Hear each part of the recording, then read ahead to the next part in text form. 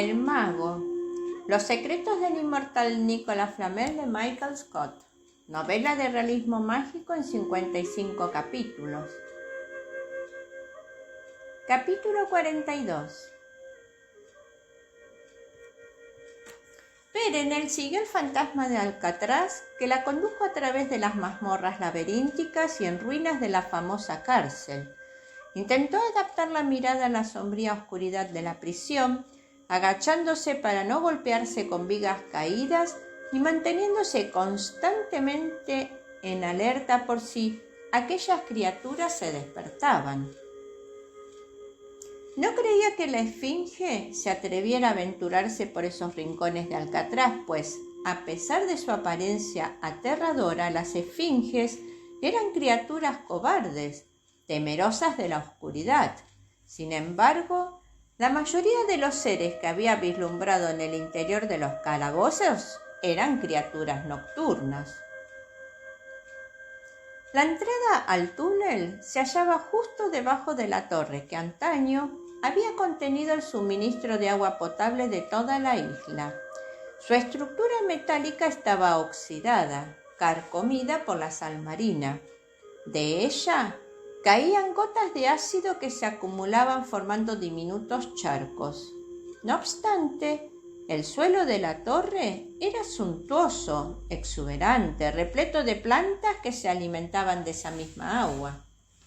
De Ayala señaló un claro irregular cercano a una de las patas metálicas del suministrador. Encontrarás un pozo que conduce directamente hacia el túnel. Existe otra entrada al túnel excavada en el acantilado, dijo, pero solo se puede acceder en barco y si la marea está baja. Así encarceló Dee a su prisionero en esta isla. No tiene la menor idea de esta entrada. Perenelle encontró una barra de metal oxidado y la utilizó para apartar la suciedad, destapando así el hormigón roto y agrietado que se escondía debajo. Utilizando el borde de la barra metálica, empezó a excavar la inmundicia. La hechicera seguía alzando la vista, intentando estimar lo cerca que estaban los pájaros de la isla. Sin embargo, el viento soplaba con tal fuerza sobre aquellas torres, colocándose por las estructuras metálicas de agua, que le resultaba prácticamente imposible distinguir otros ruidos. La niebla que cubría la ciudad de San Francisco y el puente de Golden Gate había alcanzado la isla, envolviendo la cárcel en una nube marina que humedeció toda la superficie de Alcatraz. Cuando al fin apartó toda la inmundicia de Ayala, se deslizó hacia un punto determinado. «Justo ahí», susurró en el oído de Perenelle. Los prisioneros descubrieron la existencia de un túnel y se las arreglaron para cavar un hueco hacia él. Sabían que décadas de este constante goteo de la torre habrían ablandado el suelo e incluso habrían devorado muchas piedras. Pero cuando finalmente llegaron al túnel, la marea estaba alta, de forma que se inundó. Abandonaron sus esfuerzos, explicó. Después esbozó una sonrisa enorme. Tendrían que haber esperado a que bajara la marea. Perenelle siguió raspando el suelo, destapando la piedra rota que seguía escondida debajo. Atascó la barra metálica bajo el borde de un bloque y presionó con fuerza. La piedra ni siquiera se movió un ápice. Volvió a empujar con ambas manos y al ver que seguía sin funcionar, levantó una piedra y la golpeó con la barra de metal. El tintineo retumbó por toda la isla, tocando como una campana. «Oh, esto es imposible», murmuró. Se resistía a hacer uso de sus poderes, pues tal acción indicaría su ubicación a la esfinge, pero no le quedaba otra opción. Ahuecando la palma de su mano derecha, Perenelle permitió que su aura se concentrara en el ángulo cóncavo que había formado. Después, con sumo cuidado, Posó la mano sobre la piedra, giró la mano y dejó que su energía vertiera de su palma sobre el granito. Una masa grumosa de roca líquida se desprendió y desapareció entre las sombras.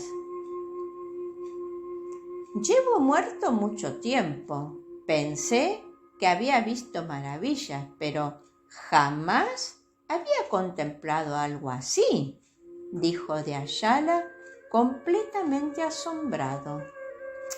Un mago exista me enseñó este hechizo a cambio de salvarle la vida. En realidad es bastante sencillo, admitió. Se inclinó hacia el agujero, pero enseguida se echó atrás con los ojos húmedos y añadió: ¡Oh, Dios mío! ¡Apesta! El fantasma de Juan Manuel de Ayala planeó directamente sobre el agujero. Se dio la vuelta y sonrió, mostrando así una vez más su perfecta dentadura. «Yo no huelo nada». «Créeme, alégrate de no olerlo», murmuró Perenel mientras sacudía la cabeza. Los fantasmas solían tener un sentido del humor muy peculiar. El túnel apestaba a pescado podrido y a algas marinas, a ave rancia y a excrementos de murciélagos, a pulpa de madera y a metal oxidado. Sin embargo, también se distinguía otro hedor, más intenso y acre, casi como el vinagre. Perenel se agachó, rasgó un pedazo de su vestido y se lo llevó a la nariz a modo de máscara. «Hay una escalera, si es que puedo denominarlo así», informó de Ayala, «pero ten cuidado. Estoy seguro de que está oxidada», comentó. Después miró hacia arriba repentinamente y continuó. «Los pájaros han llegado al extremo sur de la isla, pero hay algo más, algo maligno, puedo sentirlo». «Morrigan», anunció Perenel. La hechicera se inclinó hacia el agujero y chasqueó los dedos. Una delicada pluma de luz blanca emergió de entre sus dedos, deslizándose hacia el agujero y desapareciendo en la oscuridad. A su paso, dejó una estela parpadeante nibia por las mugrientas paredes.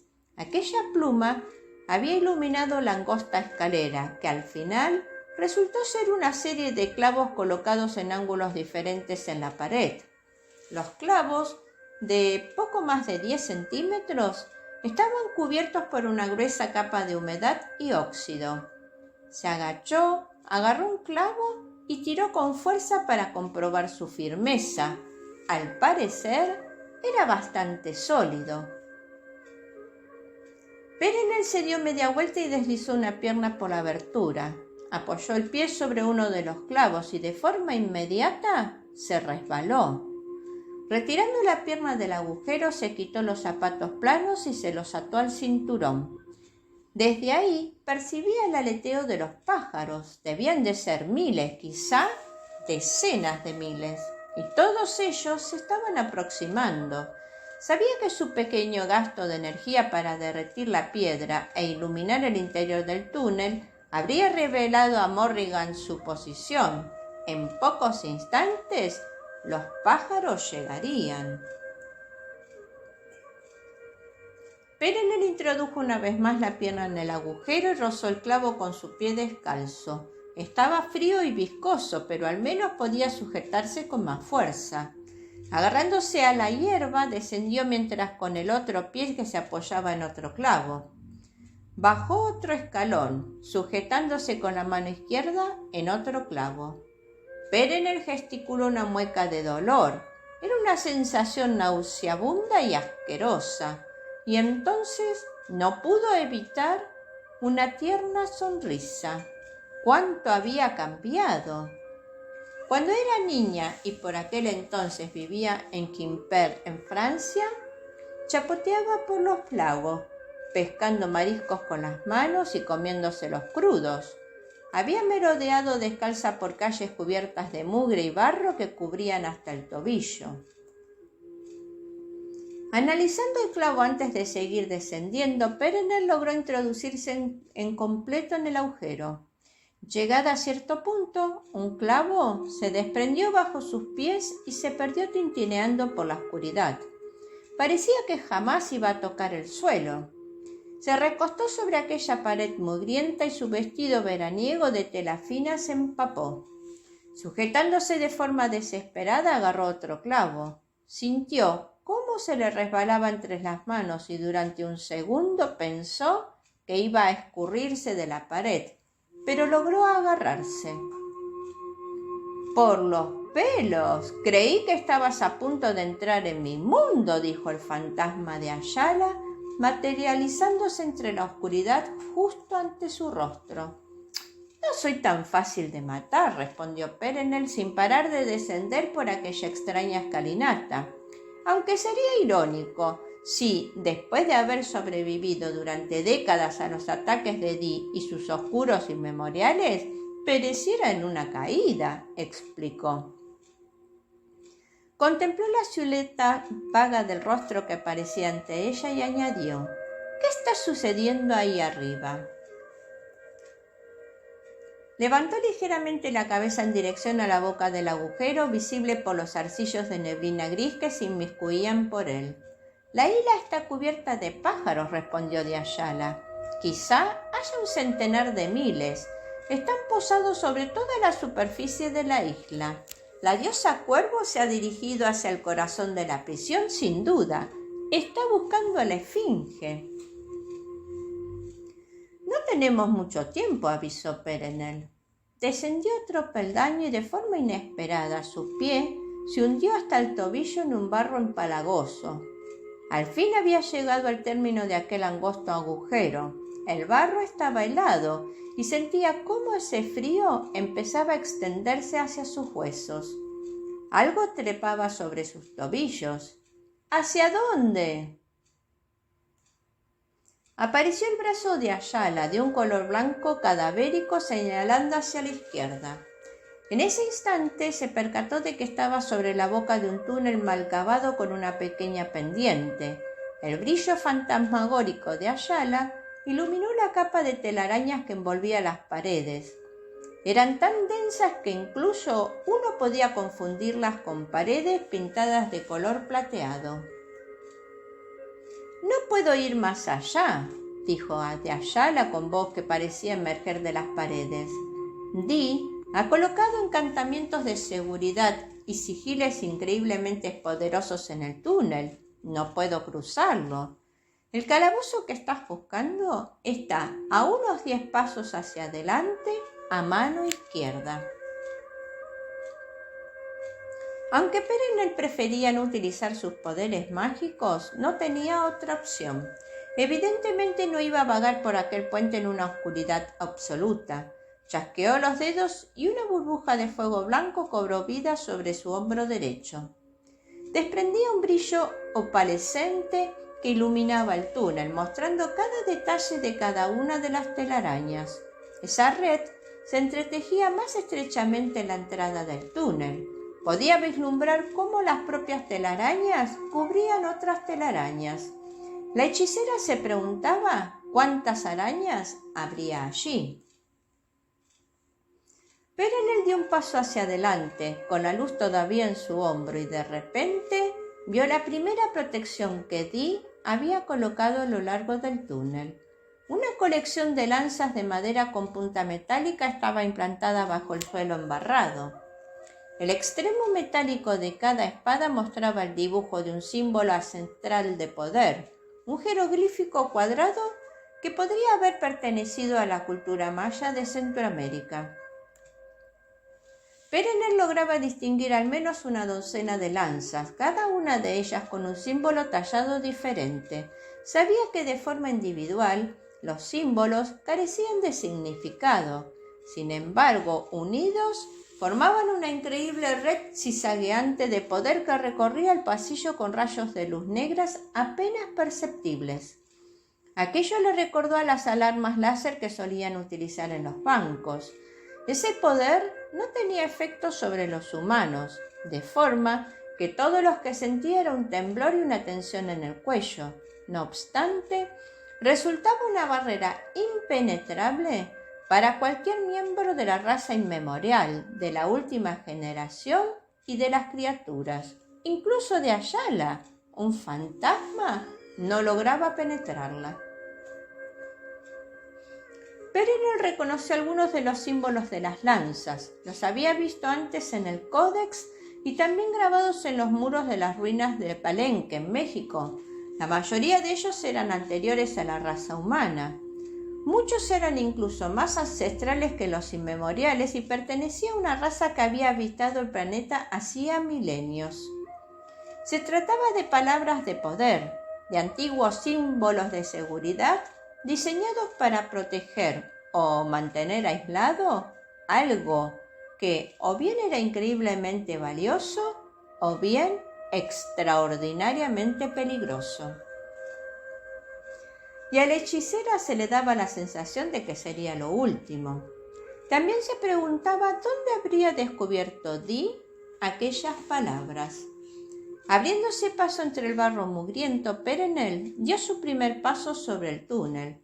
Todas las telarañas susurraron y temblaron, el mismo sonido que el crujir de las hojas. Debe haber 1.000.000 de arañas aquí, pensó Perenel, pero no le asustaban.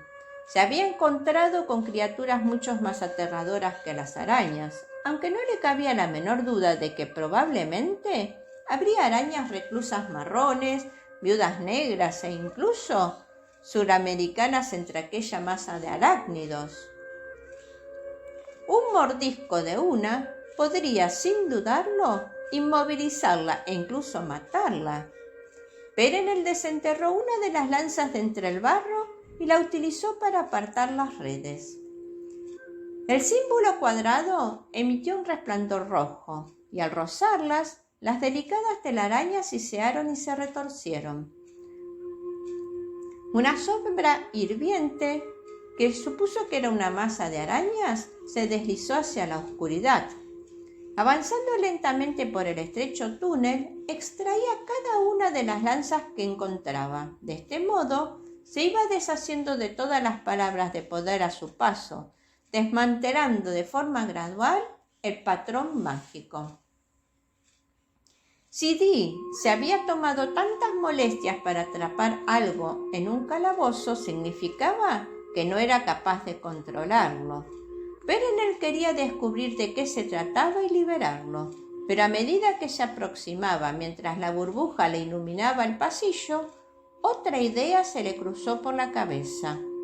¿Acaso Dee había encarcelado algo que incluso ella debía temer? ¿Algo ancestral? ¿Algo horrible? No sabía si estaba cometiendo un gran error.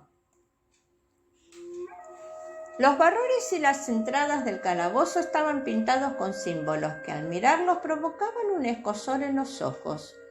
Discordantes y angulares, parecían retrocesos sobre la roca, como la escritura del libro de Abraham. Las letras del célebre libro formaban palabras en lenguas que ella entendía o como mínimo reconocía. En cambio, estos símbolos adoptaban formas inimaginables. Perenel se inclinó hacia adelante, cogió un puñado de barro y lo lanzó hacia las letras. De forma instantánea se borraron. Cuando al fin había limpiado las palabras de poder primitivas, dio un paso hacia adelante y envió la burbuja de luz hacia el interior de la celda. La hechicera tardó unos instantes en asumir lo que estaba viendo sus ojos. En ese momento consideró que desmantelar aquellas pautas protectoras de poder podía haber sido, en realidad, un error terrible. La celda era un capullo enorme de telarañas entretejidas. En el centro del calabozo, colgada desde una única hebra de seda, había una araña. La criatura era gigantesca, fácilmente del mismo tamaño que la torre hidráulica que dominaba la isla. Parecía una tarántula, pero un cabello erizado de color púrpura con mechones grisáceos le cubría el cuerpo entero. Cada una de sus 8 patas era más gruesa que la propia Perenelle. En el centro del cuerpo se distinguía una cabeza casi humana. Era un rostro redondo, sin las facciones muy marcadas, sin orejas, sin nariz y con tan solo una fisura horizontal que hacía las veces de boca. Al igual que una tarántula, tenía 8 ojos ubicados en la parte frontal del cráneo. Uno por uno, la criatura abrió sus ojos. Cada uno mostraba una tonalidad diferente del color púrpura. Todos se clavaron en el rostro de la hechicera. Entonces la bestia abrió la boca, mostrando 2 colmillos como lanzas. «Madame Perenelle, hechicera», ceseó. «Aeronap», anunció maravillada al reconocer la araña inmemorial. «Creí que habías muerto. Querrás decir que creíste que podías matarme». Las telarañas se retorcieron y de repente la espantosa bestia se lanzó hacia Perenelle.